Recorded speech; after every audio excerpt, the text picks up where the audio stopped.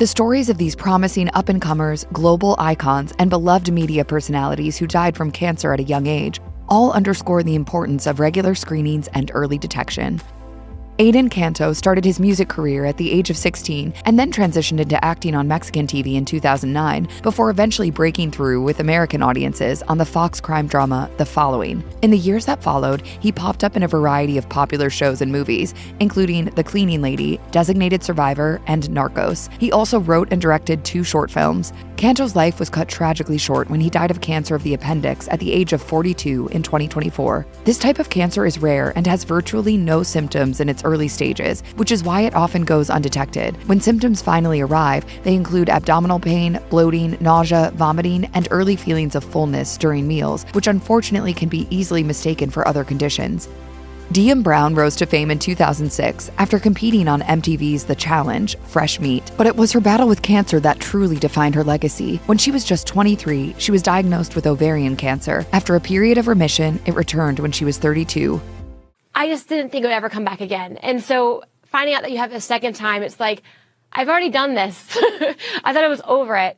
Brown beat the disease back on both of those occasions, but then it returned once again to her colon and stomach, and she ultimately died at the age of 34 in 2014. Ovarian cancer often goes undetected until later stages, and it's known to spread to other organs in the abdomen, such as the stomach, intestines, or liver. Double cancer recurrence like Brown's is believed to happen when there are leftover cancer cells that eventually grow back into a tumor. Her first recurrence was what's known as a local recurrence, meaning it returned to the same place, while her second was a distant one, meaning it affected a completely different organ.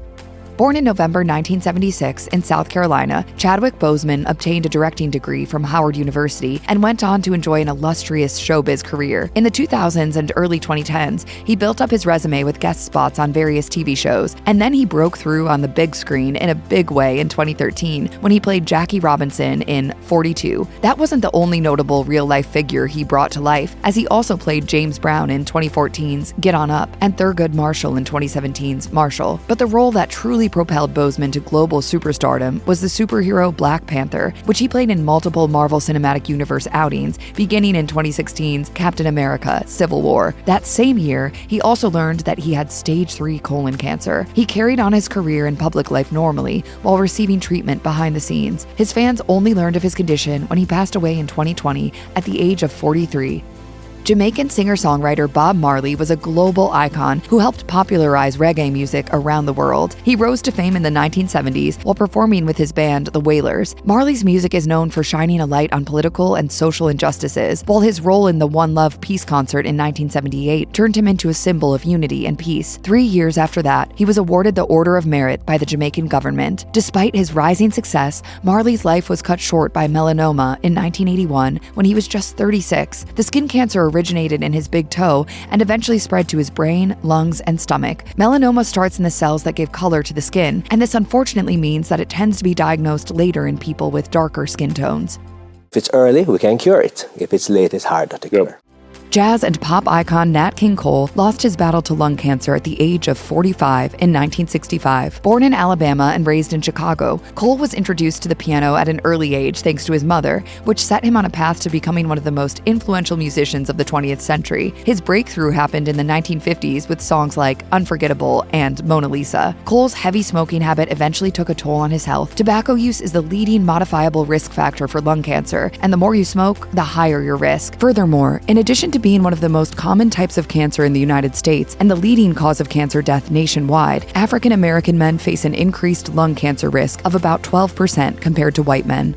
Sarah Harding was best known as a member of the British-Irish girl group Girls Aloud. She was also an actor and reality TV star, which included a win on Celebrity Big Brother UK in 2017. Her life took a drastic turn when she was diagnosed with breast cancer. She detailed her experiences in her memoir, Hear Me Out, in which she revealed that by the time her cancer was detected, it had already spread to other parts of her body. Despite undergoing treatment, she passed away in September 2021 at the age of 39. Harding used her platform to raise awareness about the importance of early detection and urged women to get regular checkups. Her passing also inspired the launch of a research study that aims to screen and analyze women between 30 and 39 years old for early breast cancer detection, since that's an age group that typically doesn't receive screenings unless they have a family history.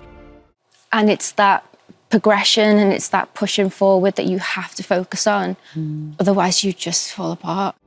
Born in 1950 in New York City, Eric Carr was the drummer for glam rock band Kiss from 1980 until his death in 1991. That year, he was diagnosed with heart cancer, which then spread to his lungs. Despite his illness, he remained optimistic and even participated in promotional work for his band's upcoming projects. But then after suffering an aneurysm and a brain hemorrhage, he passed away on November 24th at the age of 41. Heart cancers are extremely rare, and when tumors develop, they tend to be benign or non-cancerous. Yet, like most types of cancer, it can spread to other organs and tissues, especially since the heart pumps blood to the rest of your body. Dustin Diamond was, of course, best known for his role as Samuel Screech Powers on the sitcom Saved by the Bell and its multiple spin-offs. He was also a big fan of professional wrestling and even worked as a wrestler for a small promotion in Wisconsin. And he was also, unfortunately, another young victim of cancer. In 2021, he was diagnosed with stage 4 small cell lung carcinoma after discovering a lump in his throat. He died just weeks after his diagnosis at the age of 44. To screech. Screech. Screech. Screech. Diamond wasn't a smoker, and according to the Centers for Disease Control and Prevention, up to 20% of people diagnosed with lung cancer have never smoked cigarettes. There are multiple reasons why this could happen, including modifiable factors like exposure to secondhand smoke and air pollution or toxic substances, and non-modifiable factors like DNA mutations. Ari Gold was a Bronx-born singer, songwriter, and activist who was discovered at a young age while performing at his brother's bar mitzvah. He collaborated with other notable artists like Cyndi Lauper, Boy George, and Diana Ross, and used his platform to advocate for LGBTQ+ rights. Sadly, he passed away from a form of leukemia known as myelodysplastic syndrome at the age of 47 in 2021. MDS affects the bone marrow and disrupts blood cell production, leading to a shortage of healthy blood cells. When this happens, white blood cells might have trouble defending from diseases, red blood cells may have difficulty carrying oxygen, and platelets might struggle to form blood clots. Jade Goody was a British reality TV star who rose to fame in 2002 as a contestant on Big Brother UK. Though initially known for her controversial behavior, she later became a popular and beloved media personality. In 2008, her life took a sharp turn for the worse when she was diagnosed with cervical cancer. She died just 1 year later at the age of 27. Since Goody chose to make her diagnosis public, a study published in the Journal of Medical Screening reported a significant increase in women getting screened for cervical cancer in the UK, a phenomenon known as the Jade Goody effect. She would have saved lives. There is no doubt about that. Yeah, that was just amazing. Cervical cancer's formation is likely due to an HPV infection, a common sexually transmitted virus. Fortunately, this is one of the most preventable and treatable cancers when detected early through screenings like Pap smears, which can identify abnormal cell changes before they develop into cancer. And by combining routine screenings with HPV vaccination, the risk of developing cervical cancer can be significantly reduced.